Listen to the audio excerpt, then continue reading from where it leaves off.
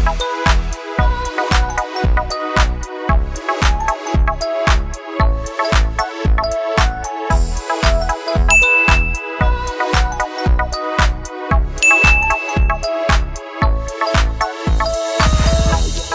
ko na yung ating mga halaman kasi ayan, ayusin ko to and then mag-update po ako guys ng ating propagation.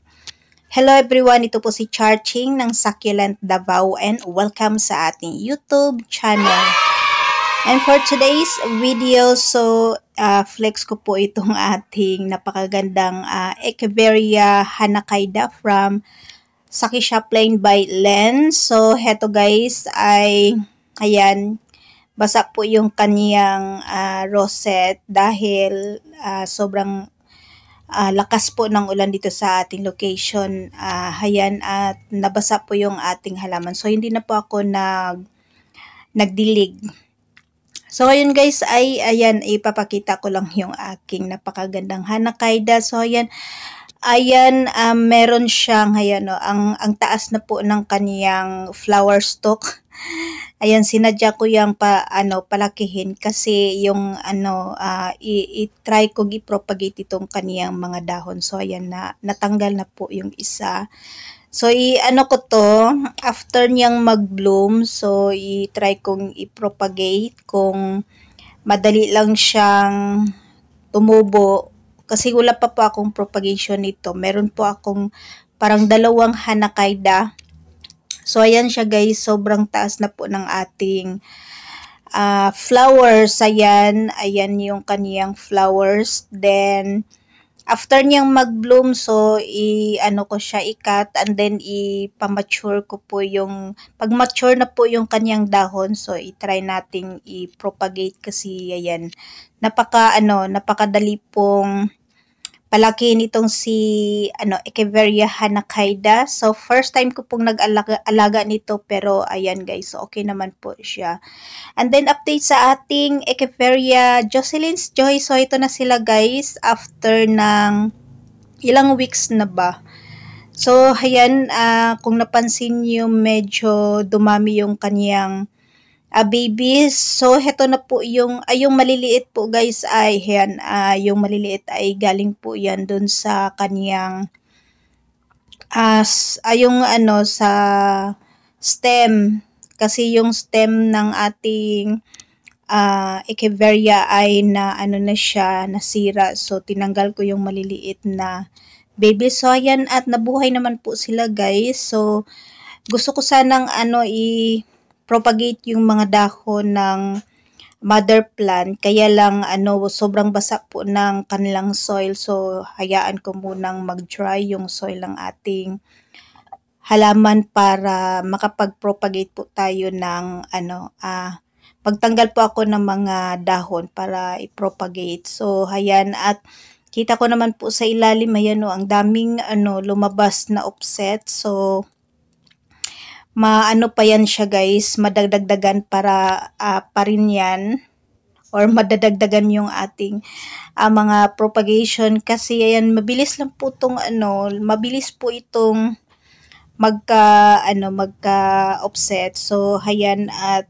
ayan, meron na po akong nakikitang baby sa baba. Ayan. And then ang gusto po ng Jocelyn's Joyce guys, yung medyo moist yung soil. And then nakalagay po siya pwede po siya sa direct sun. Kasi ito sila ay naka-direct sun and then afternoon sunlight po. So, okay naman po yung ating Jocelyn's Joyce. Hindi naman po siya sensitive na succulent. And then yung kanyang mga babies ay ayan, mabilis pong lumaki. Ayan sila. Basta, medyo moist lang po yung kanilang soil. Okay na po. Iba po ito sa mga Echeverias natin na gusto po super dry yung soil. So, ito siya ay gusto po niya ng moist. So, ayan. At, mabilis po silang lumaki. Ayan. kita naman po kasi maliliit yan nung ano natin, nilipat natin sila dito sa palanggana. So ayan sila guys, and then ang yung ating mother plant ay medyo lumaki na. Mabilis lang po talagang lumaki yung Jocelyn's Choice. Kaya hindi po ako nahirapan dito. Kahit lagi ko siyang tanggalan ng dahon, lagi ko siyang ikat, and then lagi ko siyang ilipat-lipat ng paso ay ayan, hindi po siya nasisira. Madali lang po siyang makarecover. So ayan po guys yung update sa ating Jocelyn's Choice. And then heto na guys yung ating napakagandang Blue Cloud, Echeveria Blue Cloud. So ayan, magtatanggal na rin ako ng dahon. Kasi every week ko itong tinatanggalan ng dahon sa baba. So, ayan, at tingnan nyo yung kaniyang baby sa baba. Medyo lumaki na. Mabilis lang talagang lumaki yung babies ng ating Blue Cloud. So, heto ay, ano pa lang to guys. Ayan, ang ganda ng pagkuha natin. So, minsan ay nasisira yung dahon. Pag tinanggal ko, medyo nasisira. Ano pa lang to guys, nakat natin to last August. Ayan, 1 month pa lang siya. 1 month pa lang po yan na nakat natin yung kaniyang, anong tawag yun, yung top cut. Nag-top cut tayo, and then ayan, merong lumabas na offset sa taas. And then sa baba guys, ang daming offset. So ayan, at unti-unti kong tinatanggal kasi ang dami pong dahon itong ating Blue Cloud. So, unti-unti ko siyang tinatanggal. Every week pa akong nagtatanggal. So, ayan, at medyo puno na yung ating, ayan sa ibaba guys, medyo puno na po ng babies ng Blue Cloud. So, gusto ko po talaga itong Blue Cloud kasi, ayan, mafarina po siya guys. So, pag inaayusan ko siya ay iniiwasan kong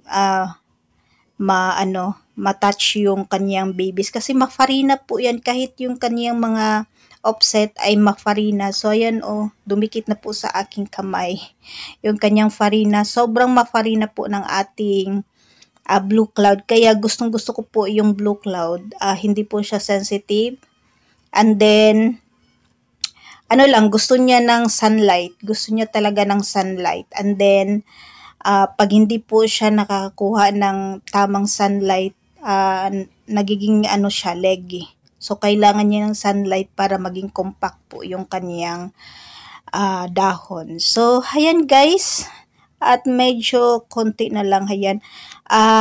Hindi ko tatanggalin lahat. So, layer by layer yung kinukuha ko. So, ang iiwan ko dito ay yung sa top na mga dahon. So, iiwan ko yan para merong sila, protection pa rin konti sa sobrang init. So, ayan guys. At ayan ang daming ang dami talagang lumabas. Ayan guys, ang daming lumabas na offset sa ibaba. So, sana ay hindi sila masira. Magiging cluster ito.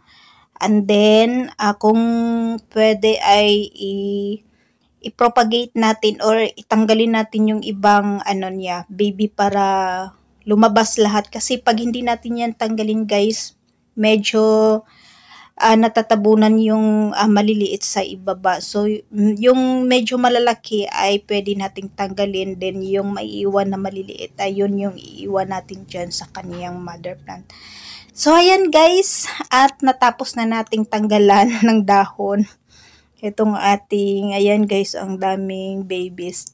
Itong ating Echeveria Blue Cloud. At bago po tayo mag-end ay gusto ko pong magpasalamat sa inyong lahat, sa lahat pong nag-subscribe at yung ating mga bagong subscribers. Maraming salamat po sa inyong suporta. At kung kayo ay hindi pa po nakapag-subscribe at kung gustong-gusto nyo po ang ganitong topic, please do subscribe sa ating YouTube channel at paki-like and share na din po.